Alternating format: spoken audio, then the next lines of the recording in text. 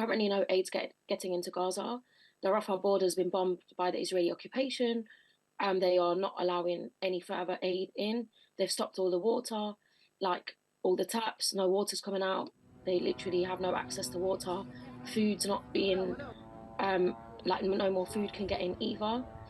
People are queuing outside bakeries. Bakeries been bombed as well. People on food rations. Literally, we're going to soon hear of people probably starved or dehydrated to death. At the moment, it's literally an extermination camp. We can call it a concentration camp. People are being literally left to die and left to be bombed.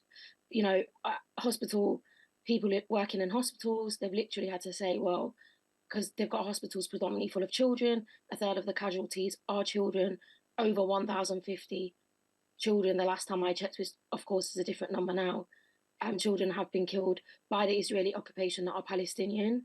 And that's one child every 15 minutes. That is a disgusting statistic. These hospitals are full of children, you know, and the people, you know, the nurses, the doctors, like people, they've actually said, you know, we're not going to abandon these children in the hospital. They're our patients, and the Israeli occupation is threatening to bomb them. They've already bombed hospitals, they've bombed ambulances, they've bombed firefighters. It's absolutely disgusting. I really can't understand how the world can just sit by, allow this apartheid, these massacres that we've been seeing going on for ongoing. But at the moment, they are saying, you know, it's like a quarter of a nuclear bomb having been dropped on Gaza. Gaza is the size of East London. You know, you've got Western powers, superpowers joining in. You've got Britain that are sending Marines, Royal Navy ships, and all the rest of it, and are fully supporting the Israeli occupation. Of course, that's their child.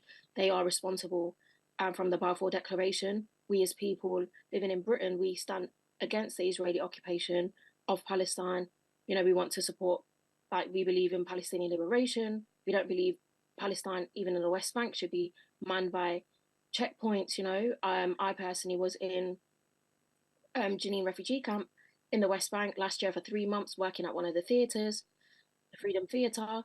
And, you know, my friends over there, they can't even, like, Haifa, the sea in Haifa, it's 40-minute drive away. You know, it's boiling hot weather. It's in the north of Palestine, and they can't come with me to go to the sea if I'm going to see my Palestinian friends in Haifa. I think that's, you know, people cannot be continue to be living like this from Gaza to the West Bank, even in occupied 48 territories. In Jerusalem, in like Sheikh Jarrah, these are places that people often hear of, where even in Jerusalem, Palestinian homes, Israeli settlers can just come. You know, you can be out as a Palestinian, you can be out, gone to the shop for the day, and these Israeli settlers come back and they tell you, you know, we have a right to take over your home. And we've seen it, the ongoing Nakba in Sheikh Jarrah as well. You know, this is not, you know, you can't look at this through one lens of what's just happening right now. This is an escalation of violence. This is a clear ethnic cleansing and genocide that we've all been talking about for years, talking about Palestine, supporting indigenous rights for Palestinians. They're not being heard. And unfortunately, this is what we're seeing now. And it's just really difficult and depressing to watch this reality. We're watching genocide happen on our phone screens. We're hearing friends, you know, checking in on friends, like, is your mom safe? What's happening? Listening to friends in the West Bank, like, are scared that, you know, I'm getting messages from my friends in the West Bank that we're going to die because the Israeli settlers have been armed by the Israeli government. They are, you know, being pushed to any Palestinians they see on the roads to kill them. In Nablus, in the West Bank, Israeli settlers have shot people. The Israeli military kill people. The Israeli settlers kill some people. They even went to a funeral and shot people at the funeral. So what are we looking at here? We can't deny the Israeli occupation, and it's disgusting, inhumane, savage, barbaric violence towards the Palestinian people. I think that primarily the British government just needs to stay out of this situation.